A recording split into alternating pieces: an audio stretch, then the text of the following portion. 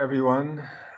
I hope you are fine with a roof over your house after the cyclone that we had last week. Last week was a little bit crazy.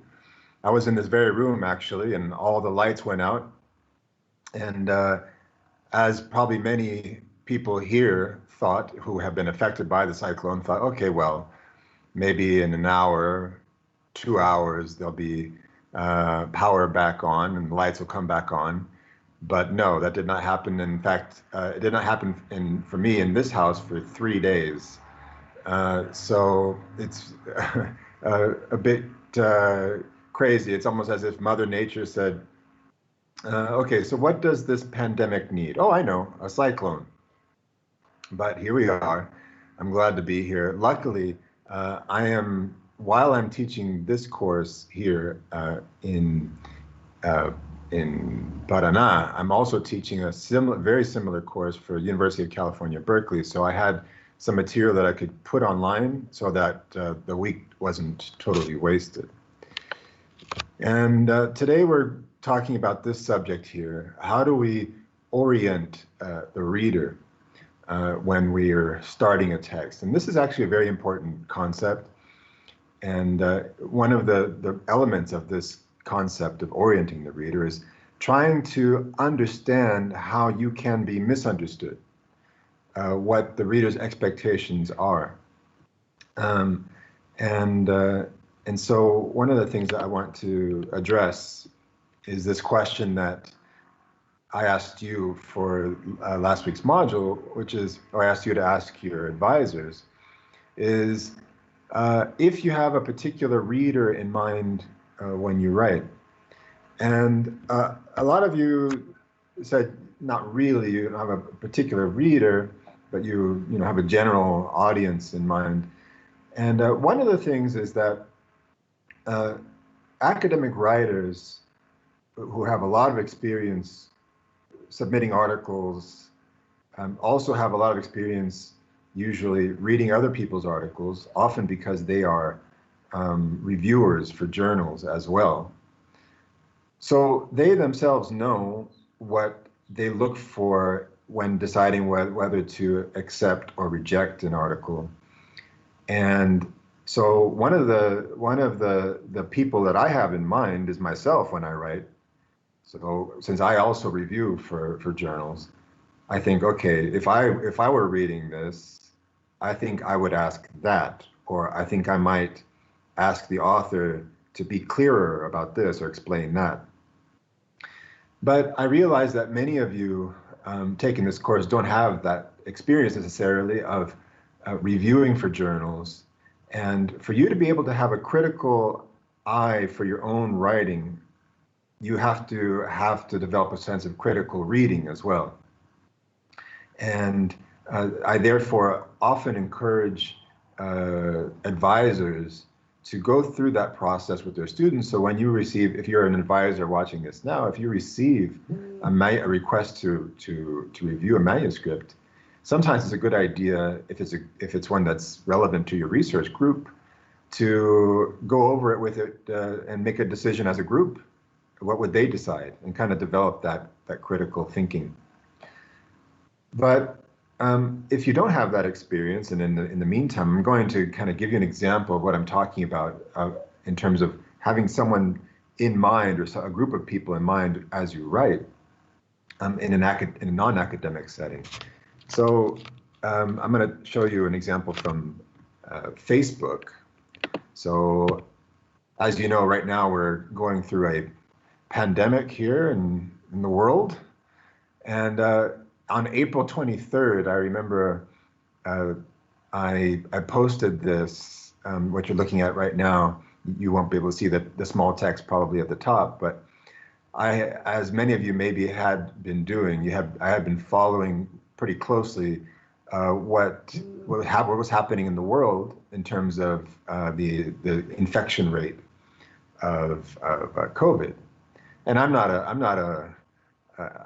health researcher. I do have to read a lot of manuscripts in the health sciences area, medical sciences area, because I run a writing center, as you know, the CAPA at UFPR, and I train a lot of scientists with their writing. And so I had been following this pretty closely, and I noticed on April 23rd that, well, I had been following it for a while, that Brazil just kept rising and rising and rising in this rank right here of total cases, and especially the new cases. On this day, on April 23rd this year, it was 3,735, which meant that it was ranked, what is that, 5th in the world on that day. Now, I was also aware that I had many friends and family and even colleagues who were kind of dismissive of the whole pandemic for various reasons. And I felt that I really wanted to voice my concern about this dismissiveness on their part. And so I began to write a text. And here you can see that I wrote here, you can read the top part. I wrote to my friends in Brazil. That was the main audience that I was thinking of. I wasn't really thinking about my colleagues around the world, or especially in the United States, where I have most of my family and friends. I wasn't thinking about them in particular. My main audience, even though I wanted them to see this too, my main audience in mind were my Brazilian Facebook friends and colleagues. But as you can see, I stated a fact to begin with, that Brasil no quinto lugar do mundo, Brazil 5th most new COVID cases in the world today, the 6th highest number of new fatalities. But then, of course, I could hear somebody raising the objection that, oh, wait a minute, if you look at per capita, it's like Brazil's like way down there. And so with that objection in mind, I wrote the following sentence. I wrote, yes, there's nobody in the text asking me this, but I'm writing to the text. Yes, comma, Brazil's population is much greater than many countries, but testing-wise far behind, which reflected a reality in which was at that time especially, there was relatively little testing going on. So basically the pandemic, the epidemiology was kind of walking in the dark, didn't know what was happening really in the country. And so this little yes here, even though it's usually you think of the word yes as a response to a question, here I was anticipating a question or anticipating a criticism or a critique of what I was saying. This is what some authors, Thompson is one of them, has called writing to the reader in the text.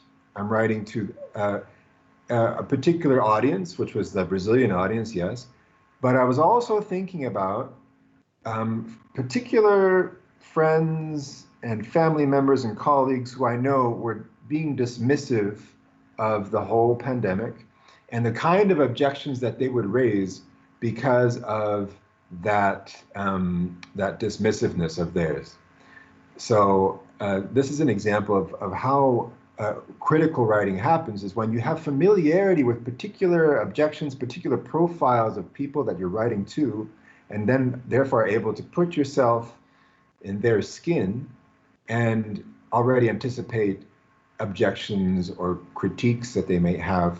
Again, I'm talking about a critical writer as someone who's often a critical reader, but that's not the same thing as being critical in the sense of offering criticism. It can be, but it's about being critical in terms of thinking about what other points of view may arise that could question what you're writing. And so this is what's called the naysayer as well, anticipating what a naysayer would say.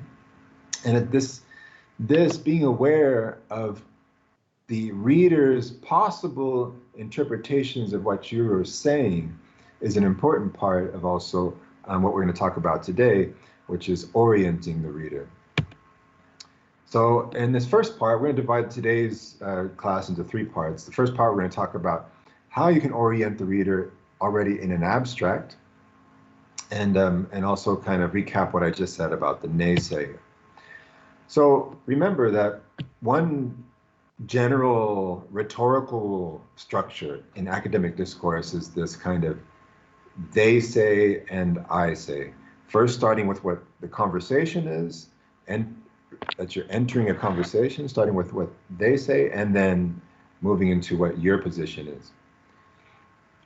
This is the kind of creating a research space. And so I asked you to try out these moves in a kind of summary or abstract of your own. And here's one that I thought was a good example. Here, we'll just read it together. Josephine says, epilepsy affects cognition, and many studies show that one of its most affected functions is memory. However, little is said about the executive functions, which are essential for carrying out activities of daily living and problem solving.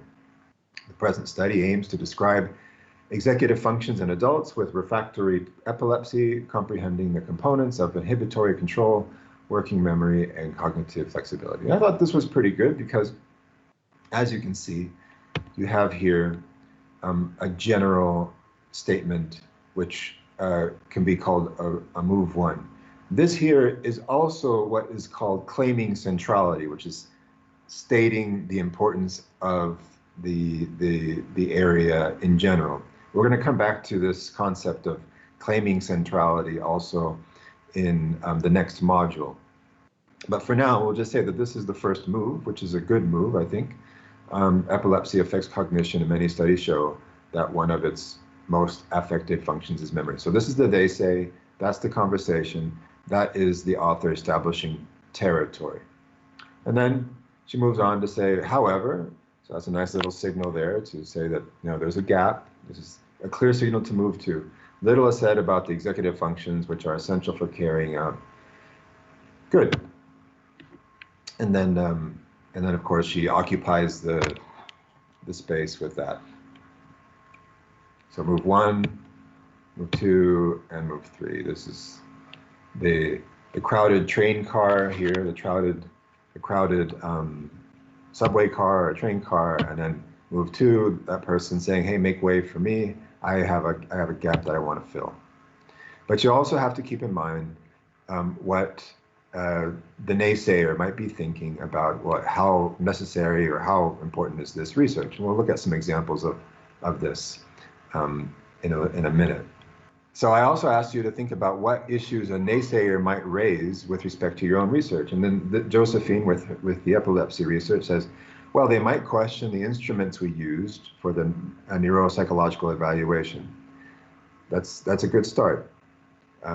As this research is self-funded, we had to choose from instruments that were publicly available. However, one could argue that other instruments were better suited for our purpose. And then a lot of other people, students, I noticed when I read through your answers to this question, some people, often people pointed out issues to do with methodology or instruments. Others said, well, I don't think there is anything defective about my research because we're using methods that have been validated and so on. Well, look, the naysayer does not mean defective. We're not talking about defects in your research. Defects in your methodology, serious defects means that you shouldn't be publishing your research. That's not what this is about. So there are kind of two dangers here. One is that when a student has focused so much, especially master's and doctoral students who spend so much time working on their research, that research is like their baby. I'm a father myself. I know that you don't want anybody to say anything bad about your kid, and you want to think your kid is perfect. But in fact, every study has something about which an objection can be raised. And so it's important to raise this awareness of criticality with respect to your own research. And it's not about defects, about other things. And I'm going to show you what I mean. So first of all, it is okay to have not defects, but have points in your research that someone could raise objections about. It's totally normal. Nobody is perfect and no study is perfect. And what is important is that you be transparent about it. So if you to recognize what and show awareness of this. And this can often occur in the results, the methods section, as you pointed out. But in reality, the naysayer should be on your mind for all of these sections. And I'm going to show you a few examples here. I'm going to show you a few sentences, and you think if you can hear the naysayer raise his guard or fold his arms. All right, so first one, there has been no research on this topic so far in the literature. Number two, the importance of this subject has already been well established. Number three, the results of this research conclusively prove that the participants improved. Now, all three of these are based on points that I myself have seen in other people's writing and I have found myself raising objection to or possibly concern about. So for the first one, number one, there has been no research on this topic so far in the literature.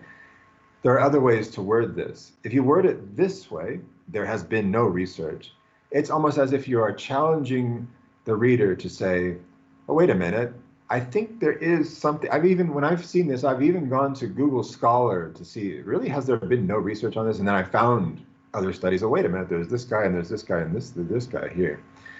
So what a lot of authors do is they hedge this statement. To hedge, and we're going to revisit this concept of hedging in a later module, they will soften the force with which, the confidence with which they're making the statement. They'll say something more like, to the best of our knowledge, there has been no research. That at least reduces the possibility of the naysayer raising objection. And number two, the importance of this subject has already been well established. If you make this statement without citing 3, 4, 5, 6 different authors who have talked about this, and you just make it like this, what I will say is, well, wait a minute, no, it's up to you to establish the importance of this subject. And then finally, the third one, this word, the problem is this word here. The results of this subject research conclusively prove that participants improved. Well, in most research areas, it's very difficult to conclusively prove anything. Especially in the social sciences, for example, the humanities. But even if you could, I would be very, very careful to use wording that shows such apparent confidence or overconfidence in what your research says. So I think one of the reasons that I see this in especially non-native speaker writing is that it's common in Portuguese. It exists. It's not strange to see the word comprovar, to prove, in a results section or a discussion section. But we have other euphemistic language that we can use in English to say something like this, which is more like the results strongly suggests, or the results point to the strong possibility that, or something like this. And we're going to come back again to the subject of how to hedge your research in a later module. We've already talked about creating a research space in the introduction, but a lot of people don't talk about or have an awareness of that there is a research space that you can put already in your abstract, and why we're talking about why that might be a good idea to begin with, and why you should keep an eye on this person as you do it, the naysayer. So on the Moodle, you have this article. A lot of you have looked at it already, which is this quantifying the burden of writing research articles in a second language, data from Mexican scientists. And I asked you to look at the moves in this. And here is the abstract for that. Some of you already downloaded the article, so you know what this is. And if you look through this abstract, you can actually identify a kind of IMRAD structure and also a CARS kind of framework being used. I don't know if the authors do this, in this case, did it already aware of this, but a lot of good writers, academic writers, do this without perhaps even realizing it. So let's look at it together. This article provides quantitative data to establish the relative perceived burden of writing research articles in English as a second language. Previous qualitative research has shown that scientists writing English in a second language face difficulties, but has not established parameters for the degree of this difficulty. A total of 141 Mexican Spanish-speaking scientists from a range of scientific disciplines participated in a survey which directly compared writing scientific research articles in Spanish and English as a second language. The survey questions define burden in relation to perceived difficulty, dissatisfaction, and anxiety. The results revealed that the experience of writing a scientific research article in English as a second language is significantly different than the experience writing in a first language, and that this process was perceived as 24% more difficult and generate 11% more dissatisfaction and 21% more anxiety. The findings suggest that the use of English as a second language is the cause of this increased burden. So as I read through this, you may have already noticed what I'm talking about in terms of CARS and IMRAD. So let's look at this. So the first one, previous qualitative research has shown, you could argue, is a kind of move one. It's a kind of territory, talking about the territory of previous research. That's the first clause in the first sentence. But then, after but signals where the gap is. So there you have a move two, but has not established parameters for the degree of this difficulty.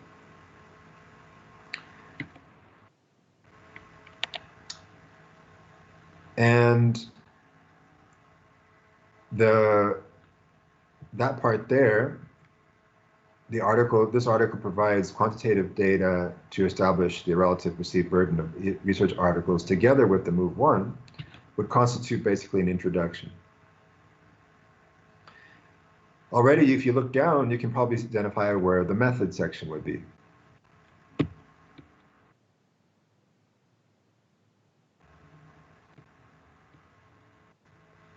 So right there, they're talking about the sample, the participants, and what they did. Did a survey, and so on. And then it's not difficult to find where the results section is. Introduction, method, and results, right there. And then what about discussion? Well, that's the very last sentence. What the findings mean.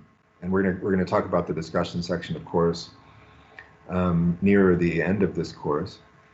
But that's exactly what a discussion section would do. Findings suggest that the use of English as a second language is the cause of this increased burden. So there you have it. CARS and IMRAD right there in the abstract.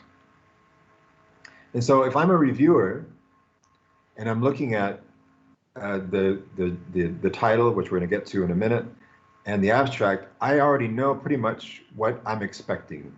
I already know what the more or less what the general research is about and why it was necessary, why this is important, what I can expect. Already, I can begin to answer this question, which I've talked to you about before, which is what often journals ask reviewers to do, is to answer these questions.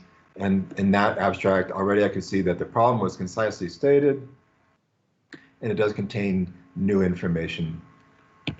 No mystery there. I don't have to go hunting for it. I don't have to wonder what the point is. So if you recall, these are the moves of the CARS framework: establishing a territory, talk about what the importance is, what the conversation is, then establishing the niche, mentioning the gap, and then occupying the niche, right? Now, what happens typically in abstracts is that one of those is missing. So let's look at this abstract here, which is just kind of adapted from a real one. It's not a real one. And it says here, there is a growing concern that people are not getting enough sleep. Okay, so that's move one. Talk about the importance. Moreover, there is an increasing evidence of an association between sleep and adult health. Well, there you have some territory. Then, however, there is still little research on how much sleep older adults need. So there's your gap. Move two. This retrospective cohort study examined reported sleep duration and possible associations with health concerns. So there's how they occupied the move three there, and then results show that older adults generally require less sleep than younger adults. So we have kind of results and discussion, basically. That's fine. That's an okay abstract. With move one, there in the lighter shade of green, move two there in the red, and then the last one. But if you recall, there is evidence to suggest that authors tend to skip one of those, and the one that is most skipped over, and in this case it's research that Brazilian authors often do this, is move two. As you can, if you recall, there was a lot of research articles that missed that second move. Okay, so in other words, a lot of authors will establish some territory, occupy a niche, but not say why they are occupying that niche. It would look something like this. So as you can see, this still kind of makes sense, kind of, but it's not justified. There is a growing concern that people are not getting enough sleep. Moreover, there is increasing evidence of an association between sleep and adult health. This retrospective cohort study, blah, blah, blah. But why? Where's the gap? Some articles, I've seen this happen, some abstracts will actually just say how they occupied a gap without even establishing a territory or a niche. So this retrospective cohort study examined reported sleep duration among elderly, possible, etc. You've probably seen a lot of abstracts like this. That's fine. Abstracts and articles will get published with missing those moves. But why not give yourself a better chance of making it clear why you're doing something, what the contribution of your research is? Because as we've seen before, as I've pointed out to you in earlier modules, that is one of the main reasons articles get rejected, is not the reader not understanding exactly what the novelty is, what the contribution of the research is. And if you just jump to move three, as is this case here,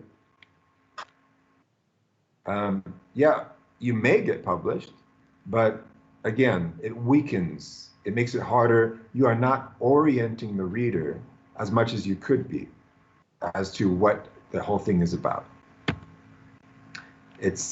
You're not showing what the problem is. Going back to that anecdote of my father selling vacuum cleaners and showing how much dirt there was, which makes it easier to sell the machine. All right, so now moving from abstracts, I want to move to the title, because you don't have moves in a title. You don't have IMRAD, you don't have cars usually in the title. But a lot of people don't really, I think, in my opinion, think about the title enough and how it can be used strategically, even while you're writing your paper. So here's an ultrasound image of my son before he was born, and by that time we already knew he was going to be a boy, and we had already decided on a name. And I always think it's kind of funny when parents don't decide on a name, because see, when I already decided on a name, when we already decided on a name for my son, it was like we could already imagine a world with him for some reason, made it more real. Around his name, we could imagine saying happy birthday to him, and you kind of build this identity around the person's name. So I find it funny when parents, wait until the baby's born to think of the name. I'm not judging. I just think it's kind of funny because I tend to, that kind of helps me make it part of the real world and build a whole world around the person with the name. And the same thing, I find it equally funny when master's students and doctoral students that I meet don't have a title yet for their thesis or their dissertation. And I find this, I receive a lot of writers at the Writing Center at UFPR, the CAPA, Centro de Assessoria de Publicação Acadêmica. And one of the questions I most often ask is, okay, well, this is interesting, your text here, what's the title? Because the title helps orient me as to what the purpose is of the whole paper. And too often, I say, well, I don't really have a title yet. It's like, what? How can you not have a title yet? Because if you don't have a title, that also can potentially mean you haven't thought of what your unique selling point is, what your contribution is exactly. And so I want to argue here if you don't have a title, you should be thinking of one and thinking of different possibilities and thinking of that naysayer and thinking of your readers, how they would interpret or how they could even misinterpret what you say. An example of that, and just to kind of recap here, I have talked about before the structure and how the IMRAD, connects. But today you'll see that actually part of this whole structure here, I consider this to be a cohesive part of all of this. That if you get a good title right, it can already orient the reader just the right way. It gets your foot in the door. You can start off on the right foot already. So to illustrate this in kind of a non-academic sense, what you're seeing here is a photo of a kind of museum, believe it or not, in San Francisco. And this was built in 1998 in a kind of very touristy area of San Francisco. And what this museum is a kind of interactive experience for children where they can create and paint and sing and build and do all kinds of interesting STEM things interactively again. And they call it a museum. Now, I think that they wanted to be creative themselves because this is a very creative museum interactive. So they want to do something different. So what do is they called it Zeum. What's funny is that I saw Zeum be erected, and I passed by it probably a million times when I'm from San Francisco. I was living in San Francisco, and I just saw it. I didn't know what it was. I didn't have kids back then, and so I saw it, and I don't even know how to pronounce it. It's like Zoim. I had no idea even how to say this word. And so I think that I wasn't the only one who didn't even blink, didn't even think to even get closer to that place because I had no idea what it was, or even recommend it to friends that had kids, because at some point the museum decided to change their name to reflect what you could do inside, which is this wonderful stuff as you're seeing here. Children could have interactive animation, experience, and all kinds of really cool stuff. So in 2011, they changed the name to this, the Children's Creativity Museum. It's not as flashy, perhaps, or even as creative as Zeum, but certainly it tells you a lot more about what you're going to get when you go inside it. And so that basically is what the museum officially said when they justified the change. They said, in a press release, although the name Zeum sounded fun, it didn't provide parents with any clues about what they and their children would experience. So in thinking about your title and why it connects to the introduction and the rest of your article, you need to have a title. You should think about a title that gives the reader some clues about what they will experience. That's why I say it connects to so much. And if you can already signal in the title what the whole thing is about, what your unique selling point is, or whatever it is in the title, well then even if a lot of other stuff goes wrong or gets confusing, at least they can go back to the title and say, wait, what was this about again? Oh, yeah.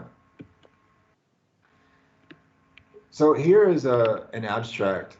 It is actually a real abstract from a published paper. It's related to alcohol. I apologize for anybody who's a teetotaler here.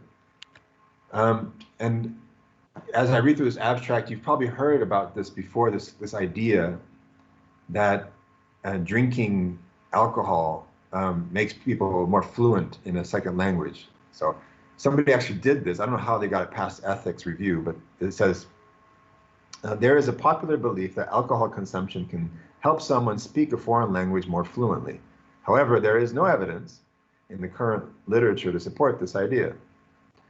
This study aimed to investigate the effect of drinking alcoholic beverages on how adult learners of English perceive themselves, self-ratings, and how they are perceived by others, peer ratings. Results show that consuming alcohol drinks positively affected perception of fluency. So here you have the they say, the move one. Here you have the gap. Here you have the move three, and you have the IMRAD, because you have the introduction, you have the method, and you have results and discussion here. So it's a good abstract, I would say. It kind of covers all the bases. But I want to focus on the title. What title would you give this? And I'm going to show you some options here. Of these titles, A, B, C, and D, just think to yourself, or if you're with somebody else right now watching this, you can talk about it. Of these four titles, which one would you think would work most based on that abstract we just read? So A, can drinking alcohol make you speak a foreign language more fluently? Evidence from a quasi-experimental study. B, ethyl alcohol consumption by human adults in distilled form. Effects on neuromuscular verbal articulation in a foreign language. C, drinking alcohol positively affects fluency in a foreign language. And D, the effects of consuming alcoholic beverages on foreign language fluency. All right, so you can look at those four and think to yourselves, or again, share with someone else if you like, which one you think would be the most effective one and why, and which one would be the least effective one and why. And after I show you an overview of different types of titles, you can come back to that and decide if your decision is the same. So this was the actual title in the Journal of Psychopharmacology, and you might be surprised at what this was. So that first question, Dutch courage, effects of acute alcohol consumption on self-ratings and observer ratings of foreign language skills. We're going to talk about this kind of title and why people choose it. And you can decide for yourself right now if you think that was a good title or not. The title itself is something that it will change, probably it can change over time. When you think about it, just like with your writing, you may wonder about it, think about it, ruminate over it iteratively over time, the entire time that you're writing your thesis, your dissertation, and the article itself. And as you're writing and all the other moments in your life that you spend thinking, it's okay and it's good to think about what effect your title might have on the reader. And we're going to go over a few different types of titles that kind of quick overview of different types of titles that exist. And these are the ones I'm going to talk about today. Transparent, ones that are transparent, ones that focus on a finding, some that focus on the implication or application, ones that maybe focus on a method or instrument used, ones that ask a question, ones that talk about an effect of something on something else, one that provide an elaboration on a point, and then a quote, ones that provide a quotation or citation, and then hybrid ones as well. All right, so the transparent one is basically, what you see is what you get. So costs of hospital malnutrition, the authors opted here to just use this title, which very clearly states what they're doing. Now, I don't know what the choice was behind this cost of possible malnutrition, but there must be, in this particular field of clinical nutrition, it must be something that is new, I would assume, or something that hasn't been talked about a lot before, for it to matter. The title itself is compelling enough in that form to say that we're talking about this, that there must be a familiarity with the audience as they write this title, thinking, okay, well, people will recognize that this is new. And it got published, so it must have been an okay title. One from my own experience in this, I can tell you more of the background behind the scenes of this. This is an article called A Phrasal Expressions List. Again, very kind of transparent. This is what it is. This is what I present here. Just like this here, they're presenting the costs of hospital malnutrition. Here, we are presenting a list of phrasal expressions. I'm not going to go into what phrasal expressions are. It's kind of a long explanation, but I will say that what went into this decision was thinking about specific readers, specific audience members for this article. Not only because I aim to publish in this journal here, the Journal of Applied Linguistics, but not just those readers, but also readers of that journal who have read articles kind of related to the subject matter in here before. And one of those articles that was related to this was an article that came out some years before this article called An Academic Formulas List in the same journal. And before that, again in the Applied Linguistics Journal, was an article called the Academic Word List. So each of those presented a title with something, something list. And so I wanted to enter that conversation saying, and here's my contribution to that conversation. And so that's why I had that kind of title. So in that sense, often you'll find these kind of transparent titles because you're presenting something that hasn't been presented before, and you're familiar with the conversation around that something. All right. You also have a lot of titles that focus on a particular finding. Here's one from the Journal of Science of Food and Agriculture. 1-MCP does not improve the shelf life of Chinese cabbage. Again, I assume that the authors of this were familiar with their conversation, with the they say already, and maybe, I don't know, I don't think I read this article, or at least I don't remember reading it, that there had been some debate about whether this did or did not improve the shelf life of something. And notice that they're specifying Chinese cabbage here. And so I think they're also kind of delimiting their affirmation of not limiting shelf life. They're saying, okay, well, at least not with Chinese cabbage, it does not improve the shelf life. But they want to focus on this finding, saying this is our contribution. We found this, and this is new.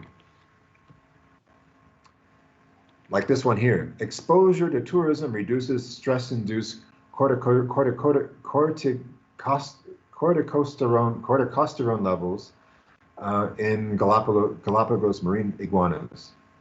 I don't know why people these researchers looked especially at Galapagos marine iguanas, but I assume that there is something specific to that field, that discipline, that makes it that these people from the Department of Biology and Department of Ecology said, okay, this finding here is something important, and we're going to highlight this finding. I don't know what their method was, but I don't know if it was sort of interview protocols or what. I can just imagine that it would have been interesting talking to those iguanas. Number 3, implication or application. Well, this is kind of already bringing your discussion kind of into a title. And so in this one, they're talking about how their research, the application is that it improves they're finding a way to improve the chemical dealloying and that's their main implication for corrosion science or application.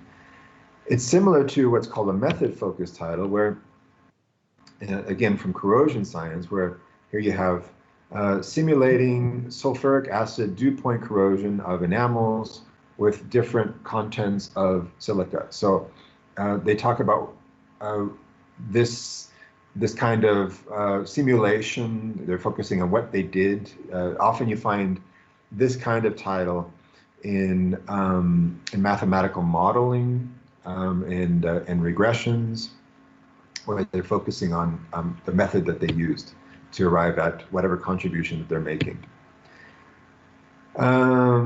Same thing here, physical activity in relation to urban environments in 14 cities worldwide, a cross-sectional study. So here they're focusing on the method that they used, cross-sectional. I guess they put that in there to say, hey, this is something that people haven't looked at in this way before.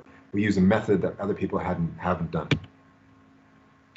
Social media competitive analysis and text mining, a case study in the pizza industry. And so again, the choice of title here, the choice of putting something about the method they use, a case study, is because they felt like this highlights what's new, what helps them sell the research, and for whatever reason, perhaps there had been other kinds of data used before, but nobody had ever done a case study, or that for some reason a case study will be particularly interesting in order to reveal social media, these social media phenomena. You have titles that ask a question, like, is doing your homework associated with becoming more conscientious? So asking a question here, it's kind of like thinking of that naysay, or thinking of this kind of talking to that reader in the text, which is you are answering a question that you feel as a researcher exists, or that has been asked a lot in the conversation, or you are planting a question because you feel that this is something that people should ask. Same thing here. What is the manner of gastric emptying after ingestion of liquids with differences in the volume under uniform glucose-based energy content? I don't know why they asked this question, but I'm assuming that it's one worth asking, that they feel that their audience that they have in mind is one that wants to have an answer to. You have titles that focus on an effect. So this is a very, very common title type. Effects of inulin-type fructans, oligosaccharides, and related symbiotics on inflammatory markers in adult patients with overweight or obesity, a systematic review. So what you have is basically effects. This is a typical structure, is effects of something on something else. And so usually what this is that you have a minimum of two different things that have been talked about in a conversation that is out there, the two things that are out there, and for which there is already a lot of information. However, those two things perhaps haven't been looked at together in one study, the effects of that one thing on that other thing. And I know this because I have a title myself in research that I published that looked at the same thing. And I can tell you what motivated this title is that there had already been a lot of research on second language reading comprehension. So that's one part of the conversation. That was one very crowded metro car or subway car. A lot of people already talked about second language reading comprehension. There was also a lot of research already on what's called idiomaticity, which is when you have combinations of words that don't necessarily mean the same thing if you look at each individual word separately. So as an example, you have in Portuguese, you have the expression sei lá, which it took a long time for me to understand when I first started learning Portuguese. And so sei, which means I know, and lá means there. I know, there, which it doesn't really make a whole lot of sense if you look at it in the dictionary, but if you put it just together, you see that it means something, which means, I don't know, say la. That's kind of example of idiomaticity. And there had also been a lot of research on what's called frequency, which is how common a word is. And frequency has effects on cognition and reading comprehension. But nobody had really looked at the effect of frequent words in idiomatic expressions and how those affect reading comprehension. And so I wanted to highlight that. This was my contribution to that conversation. Okay.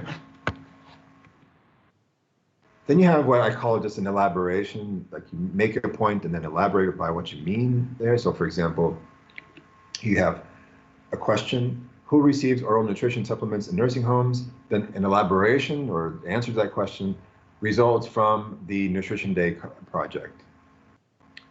Another example, listening for needles in haystacks, how lecturers introduce key terms. Again, since I published this, I can give you a little bit of the background behind this title, which is that there were two concepts that I wanted to focus on. One was how lecturers introduce key terms when they're giving a class in university. How do they talk about important concepts during their lecture? And what I found, my finding, and this is kind of focusing on the finding, but it's buried in the first part of the title. The finding of that research was that what lecturers often do, maybe what I'm doing right now, is they talk a lot and then students have a difficulty identifying what the key terms are. So lecturers will often introduce key terms and not highlight that they are introducing a key term in any way. Or if they do, it's kind of like looking for a needle in a haystack, which I think is an expression you also have in different languages, meaning that it's something very small in a big pile of stuff. It's hard to identify or find. So for me, this metaphor stood out as being kind of useful. Listening for needles in haystacks, how lecturers introduce key terms. So I'm making a point, I'm elaborating on what I mean by that in the title. Then you have titles that have quotes, is also very common. Here, quote, "That's not my job. Developing flexible employee work orientation." So usually the quote comes first, and it's supposed to be kind of emblematic of something in a finding, usually in the research, a main finding, and it's supposed to be very evocative, very strongly suggest that's what the phenomenon was. That people found that that's not my job in this study, but also something that people can easily relate to. And so I also have, here's another one, another example. "I can't lie to your face. Minimal face-to-face interaction promotes honesty." So very similar thing. And I also have research that has this as well. It's an article that I published in the Journal for English Academic Purposes. I have a quote here, which is especially in the last years, because what I wanted to focus on was that what I just highlighted here, or I just underlined, is kind of not really, would sound to a lot of native speakers as not being from a very native variety of English, kind of more internationalized English, because if you're being picky here as a native speaker, or being picky as a prescriptive grammarian, you would say that actually you have to have an E here, especially in the last years. But actually you wouldn't even say that, you'd say especially in recent years. And this in the last years was used I found in a few articles that I had read from Argentina, and it was translated directly from Spanish. And this use of especially, and I remember when I first saw this, I thought to myself, this is something that if I were a copy editor for a journal, I would change this, but they didn't, and that raised my interest in it and why that happened. So I did this research about what's called English as a lingua franca in non-native, in international journals. And what I wanted to show was, and one of my main findings is that I was able to show that there is an increase in the last years, in recent years. I show a period that a 10 years difference. With 10 years before the research, the data I analyzed, there were far fewer forms like this in those older articles than they were in the new ones. So I wanted to show first, one, that a form of English that kind of doesn't sound really native-like, but also to suggest that it's something that I show in the article that it's something that has happened, especially in recent years. And so that's why I have this elaboration, or rather this quote. Okay. Then you have all kinds of mixed and hybrid ones. Of course, all of the ones I've just presented, you can mix and match. So here you have one, neurodevelopmental disorders are highly overrepresented in children with obesity, colon, a cross-sectional study. So here you have an elaboration, but you also have something that's method focused. And it's also, you could say that it's also transparent. So anyway, this overview was not to show you, you have to do this, or you should do that, or one or the other, but to kind of give you an overview to kind of stimulate thought. I want you to ask yourself, which titles might work best to highlight what my contribution is. Oh, and please don't make your title too long. Research shows that long titles get cited less. And this is from a study called The Advantage of Short Paper Titles. And what they show is that basically these results are consistent with the intriguing hypothesis that papers with shorter titles may be easier to understand and hence attract more citations. That's kind of a no-brainer. That's kind of, yeah, of course, but it doesn't hurt to remind people not to make titles too long. What you see here in the Journal of Coronary Heart Disease is actually one long title. This is the first part of the title, and this is the second part of the title. I know, that is crazy. Don't write a title like this if you can avoid it. That's why you have the title of the movie is called Star Wars, not the story of a young man who became a Jedi to fight an evil empire, but then learns that the leader of the empire is actually his dad. One way to help you choose your title is to think about, okay, what is my claim, and what is the evidence for this claim? And you can see this when you look at your evidence in the results section, for example, and then of course that feeds back into your introduction, but you can also think about it in terms of your title. That's what happened in this study here, quantifying the burden of research articles in a second language, articles in a second language, data from Mexican scientists, which is kind of method and then elaboration, where you have first the claim that there is a burden, that's the claim, and then the evidence is this. That's what they're using to support it, and that's one way you can help you start thinking about your title. This idea of claim and evidence is something that actually not just title, but you should be thinking about in argument building throughout your articles.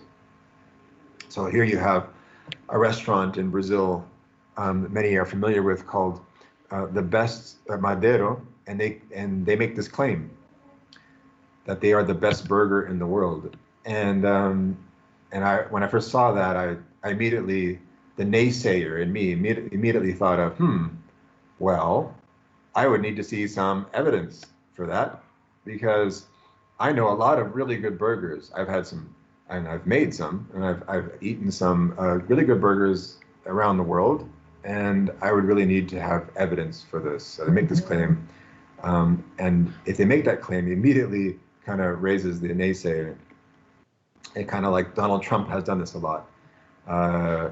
When he tweeted, for example, this: how low has President Obama gone to tap my phones during the very sacred election process? This is Nixon, Watergate, bad or sick guy. And immediately, what was the reaction among many people in the news and commentators was, okay, he's made this claim. What is the evidence? Without the evidence being there, and you make a claim like this, it weakens that assertion. You can make this astonishing claim, and you can't just pull the evidence out of your hat in your paper. So that's really kind of building an argument that claiming and evidence is kind of an overall structure as well for argument building, again, throughout all the sections, really, or at least many of the sections in your article, where you obviously will have evidence here, and you can make your claim based thinking about your evidence there in the title, but you're going to have it all over, especially in the discussion section. You're going to have a lot of this claiming and evidence happening there as well, and you'll be seeing this on this course. All right, the next thing I want to talk about before we wrap things up here for today is how language itself can be an important part of orienting the reader. And you're going to have a grammar exercise and other exercises for you to focus on this after this video is over on Moodle. But as I've talked about before in this class, is I want you to help yourselves a lot. I'm going to give you some tips. I'm going to give you some ways to send you down that road. But since that road is so idiosyncratic, and what I mean by that is that every discipline has sub-disciplines and sub-sub-disciplines, that the specific language that works best for you should come from your own particular context. Excuse me for a minute. All right, so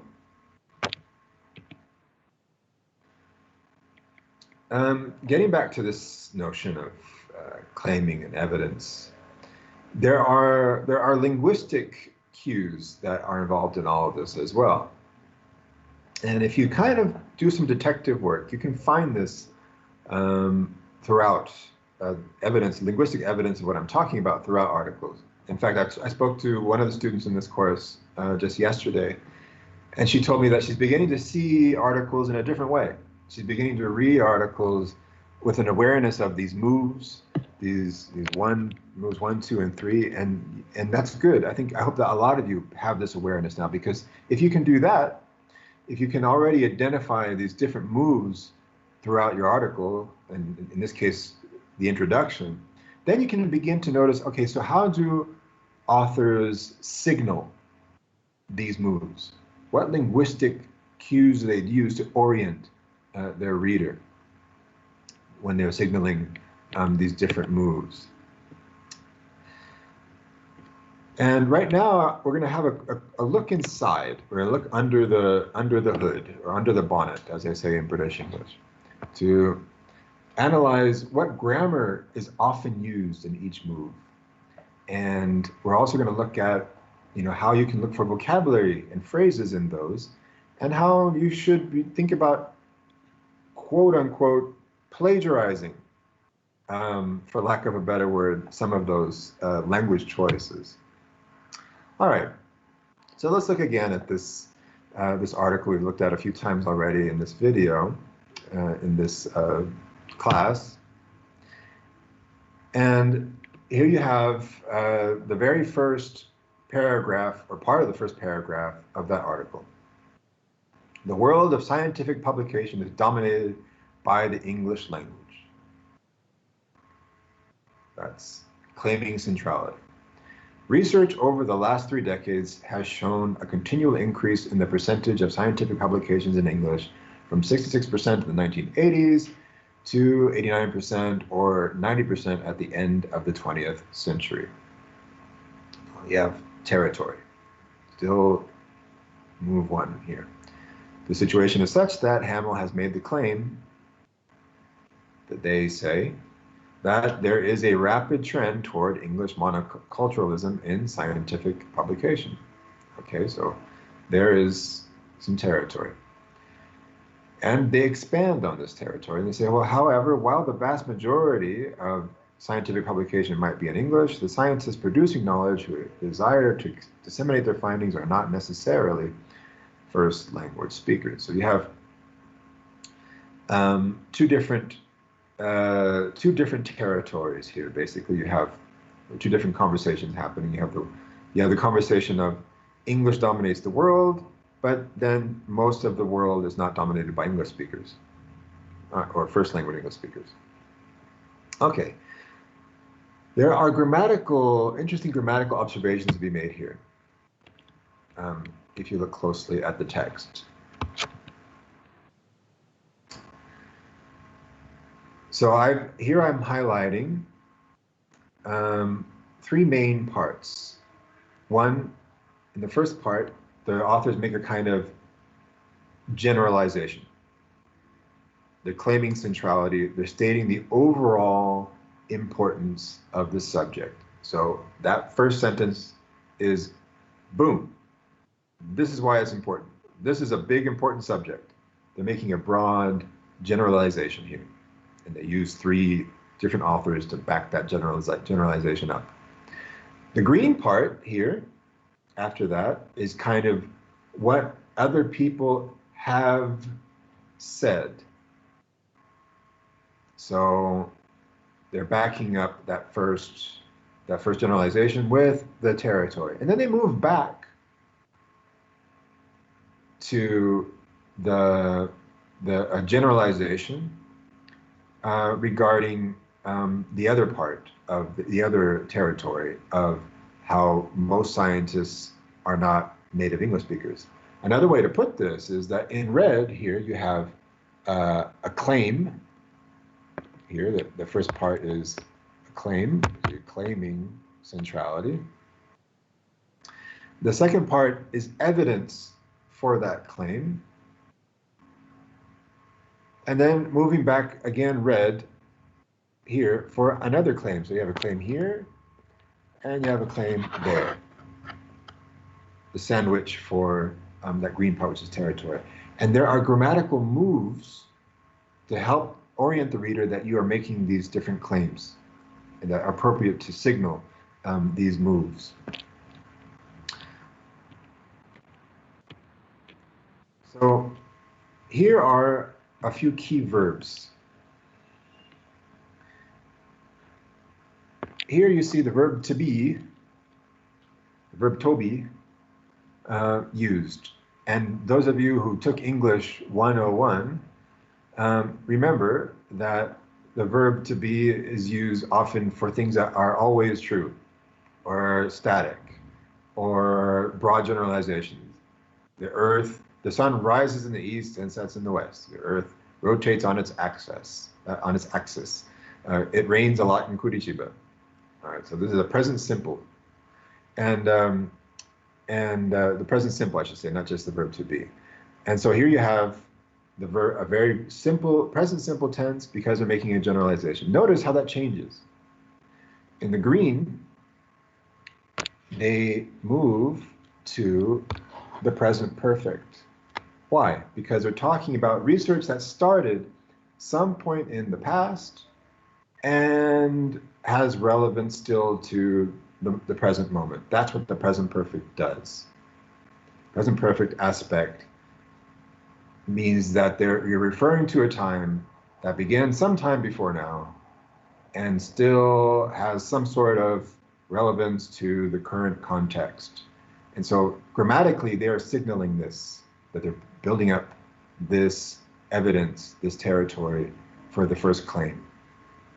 And notice then that they go back to the present simple here. Many of you have not thought about grammar in this way. Many of you have thought about grammar as, you were taught grammar as being rules. But here I'm talking about grammar as choice, as an important part of the meaning-making process, signaling process to the reader.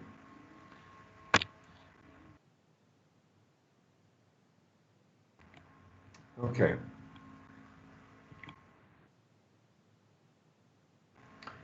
So again, recapitulating here, the grammar helps reinforce the claim, the evidence, and the claim, those moves. And so what I want to say about all of that, language-wise, is that you should be unafraid, you should be relentless in looking at language that other authors use and thinking how you can use or adapt the same language. Now, I'm not talking about plagiarism, because plagiarism is when you take someone else's text or ideas, and then you use those same ideas, and you try to pass them off as your own, and use them for your own research without, you know, first of all, changing it and adapting it to your research, but not even giving the person credit. I'm not talking about that kind of plagiarism. I'm talking about something else. And I'll show you what I mean. Notice that in addition to the grammatical signaling, that the authors also use certain phrases. So this part in blue here, research over the last 3 decades has shown a continual increase in. That whole phrase in blue, I could pretty much use in pretty much every single paper I've ever published, with maybe just changing this part here, maybe. But research, there are different permutations of the same phrase that I could easily reuse. Research over recent years has shown a continual increase in, and so I probably use this phrase a lot in my writing. But if you are not, especially if you're not a native speaker of English, you may not use these things naturally. Even if you are, you may not use these things naturally. And so it's worth it to, you know, simply keep these somewhere. Keep a little bank of these things, write them down, copy and paste them, and say, this is the way the author is signaling the conversation. He is signaling the territory here. Now that you have an awareness of these different rhetorical moves, you can say, okay, well, here I've identified, I have an awareness of these moves. How does the author signal these moves? And they do it grammatically, and they also do it through the words and the phrases they use here. And show you another example.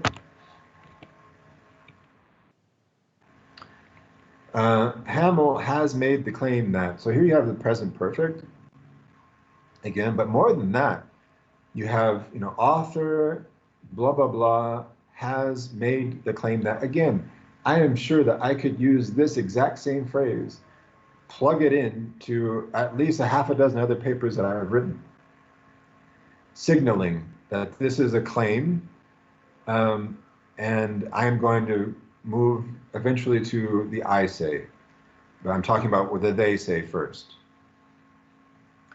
And you could highlight this, copy it, and paste it, and you would not be change this part, of course, but this part, this construction, author year has made the claim that is not plagiarism. That's just language that works for an academic article.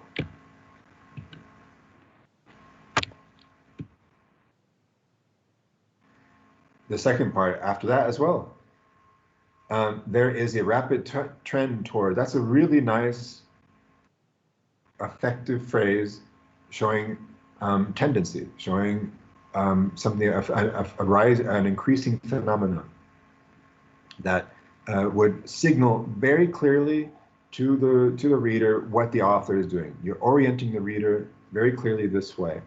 Remember I said, I think it was in module 2 or module 3, that one of the most important points I wanted to make was that academic discourse is highly formulaic. And here you have evidence of that. These same phrases, they're formulaic, it's formulaic language that works very well because it gives clear, conventionalized signals about what the author is doing in the text. Right. So now when you look at these moves, and that was just the first few sentences in move 1 of that introduction. Now with your research and the articles that you read, you can identify the moves and all of the rhetorical moves that the author is making. You'll have more of awareness anyway, and then you can look at what language, what linguistic signals is the author using in order to orient the reader.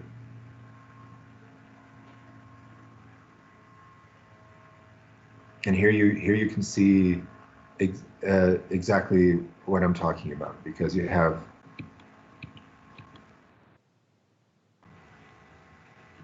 research has established.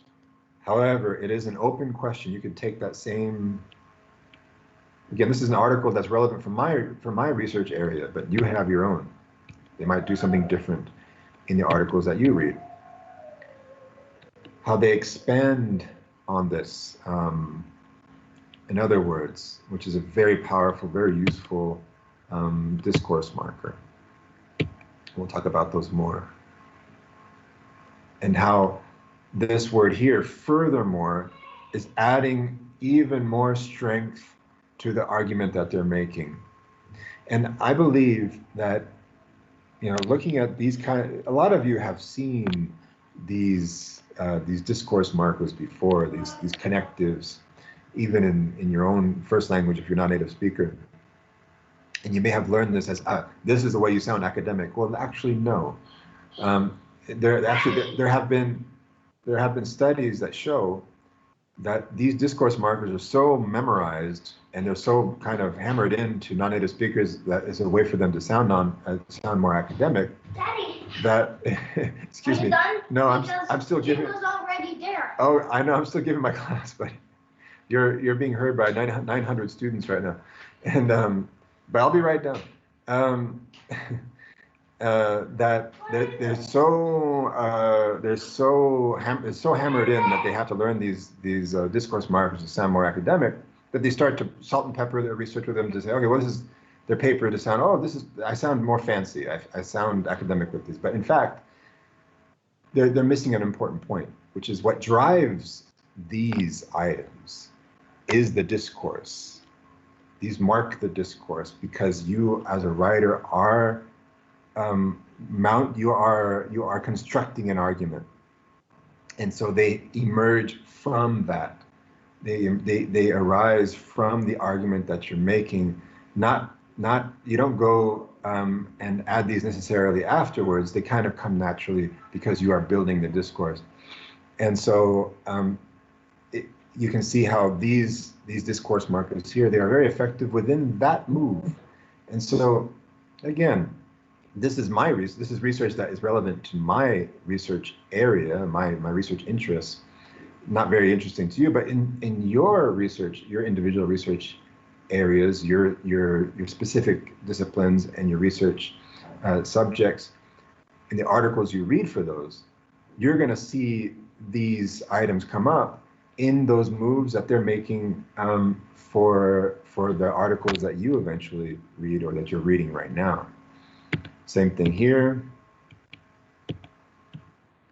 The aim of this article is to, very simple, and if you can copy and paste that and use it, say, okay, this is the way the article, this author or these authors are signaling their occupation. This is how they occupy their niche. So you have an awareness of this move 3. This is how linguistically the authors signal it. Okay, I think you get the point. And so when you look at your own articles, you'll find things that are slightly different. So for example, here's one from the journal Cell, an article on genetics. And here you have a graphical abstract, which in this course, we're going to come back to what these are and why they might be useful for your specific discipline. So that might be something different from, there's not cars or moves in that graphical abstract, or maybe there are. But this particular journal, which is maybe one, if you're a geneticist, is one that you want to publish in. This journal also has a brief. So what are the highlights of the research? And then they have a summary. And in this summary, you'll see the similar moves, but you might see that they do things a little bit differently. So in that discourse community of the genetics, within this journal of Cell, you often see authors use this word here. I've noticed this in this particular journal. They tend to use this word here to signal in this study. So they don't write something more elaborate like in the present study or whatever. Something very simple here as a discourse marker to signal now we're talking about our method. So again, every single discipline and even every subdiscipline and even in different journals within the discipline, the journals that you want to publish in, use those to help you find useful language. I'm not going to tell you, I shouldn't feel that I am even capable of telling you what language is most used in your particular discipline. Okay, so you can do that analysis on your own. Every area has its own specificities. Another example, actually, from the International Journal of Information Management, they do something different in this particular journal. Almost every single article in this journal ends their introduction with what's called a road map. So you see this phrase here: the remainder of the paper is organized as follows. Section 2 is a brief review of text mining. Section 3 explains the research questions explored in this paper. Section 4 discusses the findings in depth. Section 5, which is not something, for example, in the journal I showed you earlier that I've published in, the Journal of Applied Linguistics, they don't do that. But in this particular journal, they do. And there is language, specific language, associated with this. So you could simply copy and paste the remainder of the papers organized as follows, because a lot of them do that. It's not plagiarism. It's just the way that information is presented. That's how they signal, that's how they orient the reader as to what they're doing. And the same thing with the sections. Section 2, you could copy and paste is a brief overview. You can copy explains. You could copy discusses, even discusses the implication. You could even copy this concludes. Without, obviously, it'll be a different section in that paper. But anyway, if you were a researcher of information management and you're publishing this journal, I would tell you, hey, look at this, copy and paste. It's what they do. So you have the task now, as soon as we finish this broadcast, to choose a mentor text or mentor texts. And what that means, how you do that, is simply go back to papers that you have read, chapters that you have read, whatever, that you think are particularly good. And you can do this together with your advisor. Articles that she or he feel are especially well constructed, especially well written. Often you will have identified these yourselves. And this is actually part of the process of you developing your own academic voice. Often there's this kind of, initially when you first start off as an academic writer, you start off with kind of what's called a kind of ventriloquism. You know, the ventriloquist is somebody has a kind of a puppet, a dummy, and then doesn't move the mouth and does the talking. Well, you might feel that you're talking, the voice that you're using isn't even really your own when you're developing your own academic voice. But that academic voice is shaped a lot by all of the texts that you come across, and often it's related to the authors that you particularly like or admire. And so you should start there. Start with the authors or the research that you particularly like, that you've read and you thought, that was very clear, or I like the way she or he said that. It doesn't matter if the person's a native speaker or not native speaker, the author. It's just you use those texts to guide you, to simply, now that you have an awareness of what moves are, to say, okay, so when you're writing your text, you say, okay, now I'm going to I want to signal that I am occupying my niche. How did these people do it? And you go back to that mentor text. And you can use this for all of the sections and even for your title. So how in your particular discipline, what kind of titles do you see as being especially used specifically in the journals that you want to publish in? Now, before I get to that, I should say that a lot of you are aware that you have an assignment that's going to be coming up soon, very soon. That is your introduction. First, let me calm a lot of the fears that a lot of you have about this assignment, and also debunk some of the myths there are about this assignment. First of all, in this course, in previous years, when in pre-COVID-19, pre-pandemic times, seems like ages ago, we did ask people to produce an article by the end of the course. It didn't have to be a full article, but we asked them to produce something that was kind of a very rough draft of an article. That's not going to be the case for this course. In this course, what you will have to have by the end of the course is simply have at least an introduction section. If you have a fully fleshed article, that's great. We're happy for you and we welcome that. If not, that doesn't matter. Why the introduction section? Well, because as we've just talked about this entire hour and a half, is that those first moments from the title to the abstract to the introduction are key to starting the reader off on the right foot, to orient the reader so that the reader has a good idea of where you're going, what to look for in your article. It is also the section that a lot of non-native speakers, especially, but not only non-native speakers, report having the most difficulty with. Because clearly, and we'll talk about this again later, the results section, you can simply report the results. It might even be just a table or a graph. But in the introduction, you have to kind of go into all those moves that we've talked about so often. Now, hopefully, by this stage of the course, those moves and what is involved in the introduction section is somewhat demystified for you. And so you should have more confidence about what you should be expected of you in the introduction section. And so by the end of the course, we hope that you have a good introduction section that doesn't necessarily have to be for the article that you will eventually publish, but at least have had the experience of writing an introduction section and polishing it to a way that you feel satisfied with. The other parts of the assignment that refer to the larger part of the article, we're going to talk about that later in the course. There are lots of options for you. But as I've said before in this course, I mean, one of what can really drive, what can be a very important driver to the introduction is the results section.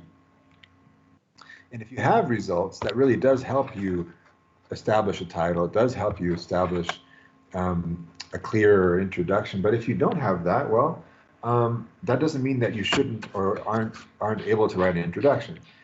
So if you don't have any data that would produce results, try to get some. If you have some. Oh, you taking off?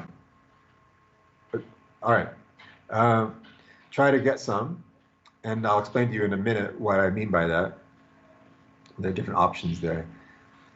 You should be thinking of this article you produce for this class, and I've said this before, as a kind of blueprint or template that you don't want to necessarily use the text that you produce in this class and publish it. Although that has happened in around 20% of the articles that were produced in this class in previous years were eventually published.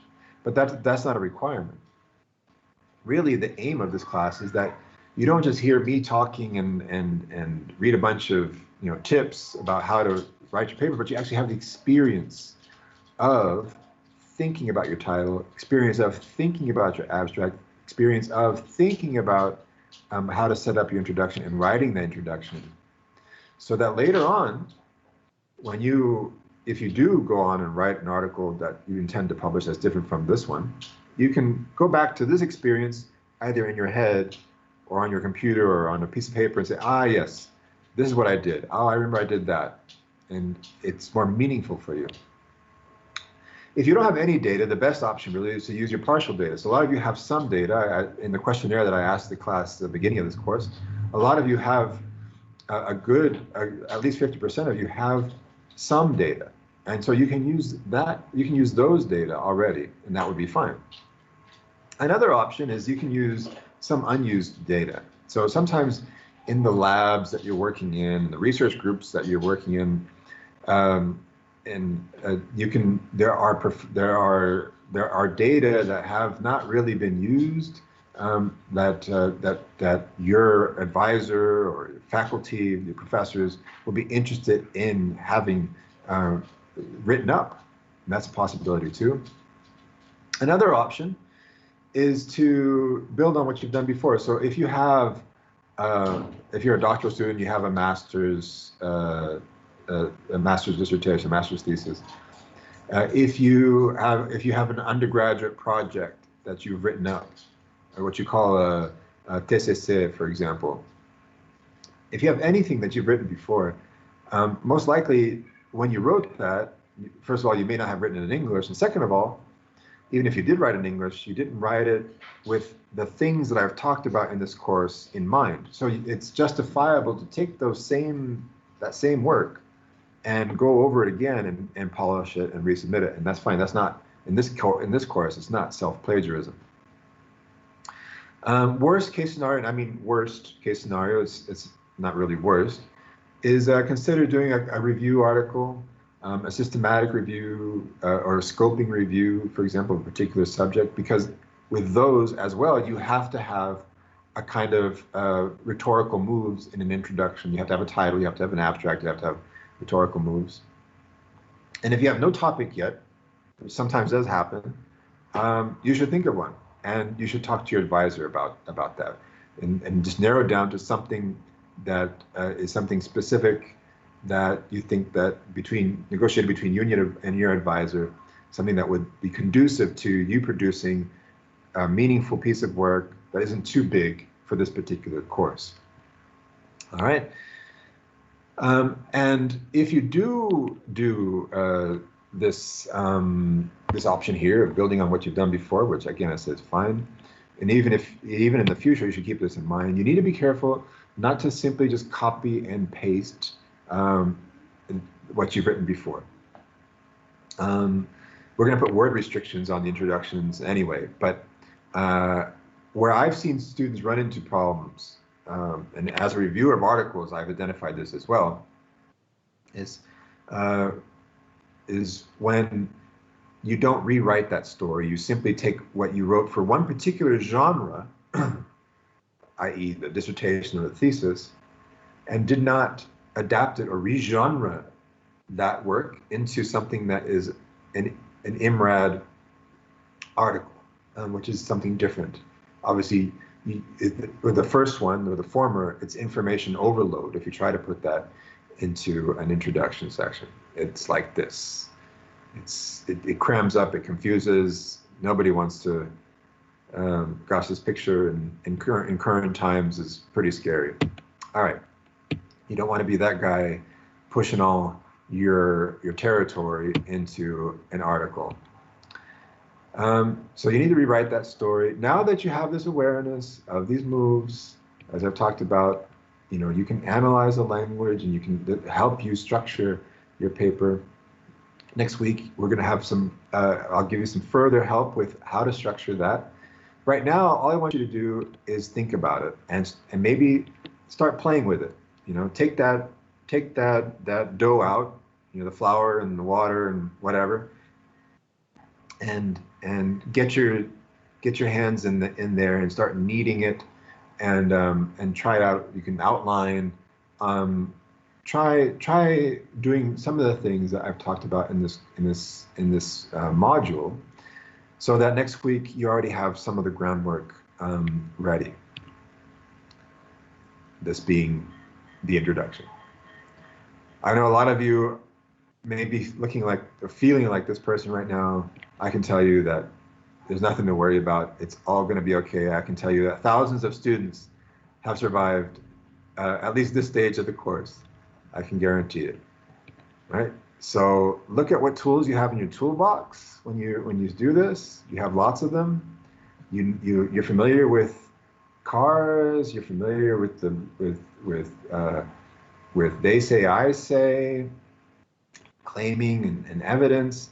You know what you can copy and maybe what you shouldn't copy. And you have all of these tools that I presented earlier in this course about things like Google Scholar, Google Translate, Grammarly, Skell, and Conk. And now you have your mentor texts. And you'll have an exercise on Moodle to work on that and share your findings.